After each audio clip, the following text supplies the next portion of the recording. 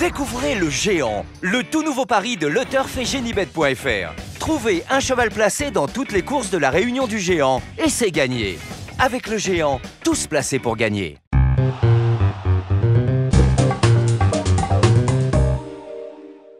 Bonjour à tous et bienvenue sur Paris Turf TV pour l'émission reçue 5 sur 5, la quotidienne consacrée au Quintet Plus et au Top 5. Aujourd'hui, pour m'accompagner, je reçois Emmanuel Ballot. Bonjour Emmanuel. Bonjour Lucie, bonjour tout le monde. On va donc s'intéresser aujourd'hui à l'événement de ce vendredi à Vincennes. C'est le prix de Tourcoing pour 7 à 9 ans sur les 2850 mètres de la grande piste. Il y aura 2 échelons de départ et ils sont 18 partants. Donc Manu, c'était pas un quintet évident, non ? Pas évident, pas très intéressant parce que de faible qualité, avec des vieux chevaux pour certains, si ce n'est la grande majorité, plutôt tournés vers la fin de carrière qu'autre chose. Et un petite parenthèse pour dire que c'est dommage que ce quintet ait été retenu comme support au quintet alors qu'on avait une très belle épreuve ce même jour à Vincennes pour des 5 ans avec un petit champion de retour en piste, Call Me Keeper. Ça aurait fait un super quintet, on a choisi celui-ci, dommage. Eh bien, on va quand même écouter votre sélection. Timidement, je précise, en tête le 17 Trinity Giel, devant le 18 Ulexa des Plans. Ensuite le 4 Uccello d'Alouette, le 13 Taiga GD, le 3 Tom de la Croix, le 6 Urs de Fleurier, le 7 Spirou d'Autefoy et le 2 Urbeck Dry. Donc en tête, vous l'avez dit, vous classez le 17 Trinity Giel qui sera cette fois déféré des 4 pieds. Oui voilà, comme je disais, c'est un choix très timide parce que l'épreuve est très ouverte. Beaucoup de points d'interrogation, on peut se poser beaucoup de questions. C'est un parcours très sélectif, pour moi le plus sélectif de la grande piste, avec un départ en montant. Beaucoup de chevaux sont davantage des trotteurs de piste plate. Elle au moins, elle a l'avantage d'avoir des références à Vincennes. Certes, elle vient de décevoir. Elle a gagné brillamment à Lyon le coup d'avant. Elle est déférée des 4, comme vous avez si bien dit Lucie. C'est une Goat-Malswood et de vous à moi, les Goat-Malswood, quand ils sont déférés des 4, je trouve que ça les transcende beaucoup plus que d'autres. C'est un choix très timide, mais la bonne Trinity Giel, si elle n'est pas dans les 3-4 dans ce quintet, je pense qu'elle peut se tourner vers une carrière de poulinière. Elle a déçu la dernière fois, vous l'avez dit. Oui, oui. C'est justement Jean-Luc Dersoir, son entraîneur, est revenu sur cette disqualification. Il s'est confié à Christophe Meyer. On l'écoute. Ouais, une disqualification qui m'a pas fait plaisir parce qu'elle venait de bien courir 2 fois. Au dire de Franck Nivard, la jument n'était pas du tout dans le collier, elle ne voulait pas trop avancer. Alors voilà, on va essayer de se réhabiliter. Donc c'est un petit peu dans le flou. Oh bah oui, parce que c'est une jument qui m'a tellement déçu pendant sa carrière, donc je ne peux pas être confiant. Mais bon, on ne peut pas l'écarter, nous. Non, l'écarter, ça serait peut-être un petit peu dangereux, mais bon, on peut pas en faire une première chance non plus. Manu, il faut le dire, Jean-Luc Dersoir nous refroidit plutôt. Oui, mais on le sent aussi un peu énervé quand même. Parce que la dernière fois, il y comptait. C'était un lot supérieur. Elle n'était pas déférée des 4.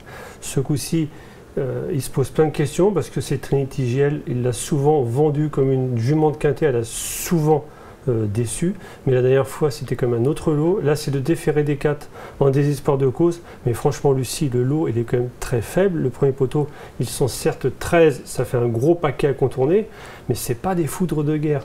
Trinity Giel, si elle ne fait que le dernier kilomètre déférer des 4, sur ce que j'ai vu à Lyon, sur ce qu'on a vu quand elle a fait des perfs à Vincennes, quand elle était vraiment bien, c'est une première chance théorique. Jean-Luc est énervé, moi je suis peut-être un peu trop chaud. Le juste milieu, c'est peut-être de la garder pour les places.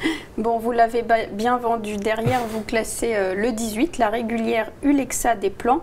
Et on va revoir sa dernière course. C'était le prix de Cossé-le-Vivien sur 2100 mètres de la grande piste. Donc voilà. Oui, voilà, c'était un drôle de lot. Là, c'était un super lot parce que la gagnante, c'est une super jument suédoise qu'on va voir prochainement à Vincennes ce week-end. Ulexa, excellente deuxième. Avec le 17 à l'Autostar, on rappelle.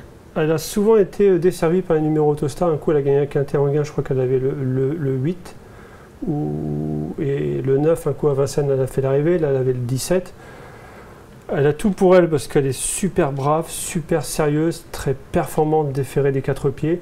Le seul petit bémol, c'est que c'est davantage une jument de piste plate. À Vincennes, davantage une 2100 grande piste. Là, c'est un peu le bout du monde pour elle en termes de tenue. Il faut rendre 25 mètres, mais le lot est tellement moyen qu'elle va finir dans les 3-4.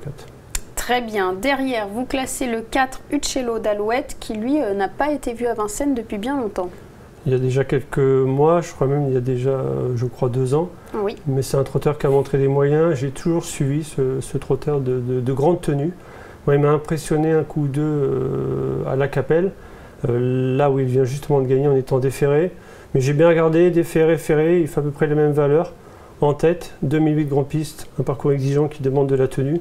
C'est une belle chance théorique à mes yeux et il y aura une belle cote. C'est pas le cheval de tout le monde, mais c'est vraiment un trotteur qui a beaucoup de fond. Et bien là, pardon, son entraîneur Alain Chavat est assez d'accord avec vous pour ce coup. On va l'écouter. Il s'est confié à Arnaud Lecomte. Oui, le cheval gagnait très bien avec Capel. C'est un cheval qui a progressé cette année. Il a franchi un petit cap. Voilà, on va tenter Vincennes. L'engagement est favorable. Il part en tête. C'est pas européen, beaucoup de chevaux. Donc non, c'est un bon engagement pour lui. Bah oui, le fait que ce soit un cheval qui aime les courses rythmées et la grande piste l'avantage. Voilà, non, il y a vraiment pas de contre-indication. Maintenant, je pense qu'il y a 5-6 chevaux qui s'y tiennent. Il n'y a pas grand-chose d'écart, beaucoup de chevaux qu'on connaît. Voilà, c'est une course qui, si ça se passe bien, il peut être dans les 3 premiers. Donc voilà, il faudra que ça se passe bien tout de même. Non, mais il a tout dit en plus. Paramètre très important pour vous, Turfiste, c'est qu'il insiste, qu'il espère une course rythmée pour que son cheval puisse faire la différence.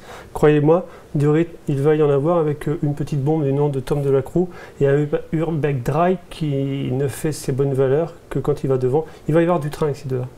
4e, vous classez le 13 Taiga GD qui ne peut rêver meilleur engagement en tête. Ouais, voilà, déféré des 4, superbe engagement. Nicolas Hensch qui appelle son ami Tony Le Belair.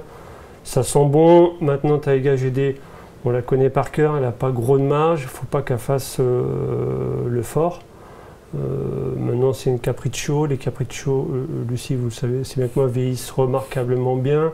La tenue, c'est pas leur défaut, loin de là. Il faut qu'elle court cachée. Si elle a le bon parcours caché, elle va être à la lutte pour les places dans le 5-5, dans le quintet. Si elle est née au vent, ça ne va pas le faire. Donc, beaucoup de choses pour elle. Le seul petit hic, il ne faut pas qu'elle ait née au vent trop tôt, c'est tout. Et l'aptitude à Vincennes, non? Le doute est permis. Oui. Meilleure piste plate, on l'a vu à Cagnes, lors des derniers meetings de Cagnes. À Vincennes, on l'a vu petite piste, grande piste, je n'ai pas souvenir. Je ne vais pas vous mentir, je ne m'en souviens plus. Enfin, 3 courses à Vincennes, 3 fois disqualifiées. Oui, voilà, donc les disqualifications, ça veut tout et rien dire, parce que voilà, il faut voir dans quelles circonstances elle a été disqualifiée. Mais moi, ce qui me plaît chez elle, c'est que c'est une jument qui vieillit, c'est un quintet de vieux, l'engagement est bon, elle est déférée, le tandem ne se trompe que rarement. Nicolas Hensch, quand il vient à Vincennes, c'est jamais pour rien. Ça sent bon pour les places. Je ne dis pas qu'elle va gagner, parce qu'il faut vraiment qu'elle ait le bon parcours. Très bien. Et enfin, en 5e, vous classez le 3 Tom Delacroix qui lui reste sur 2 succès en province. Ce sera peut-être le favori de la course parce qu'il a une ligne bâton.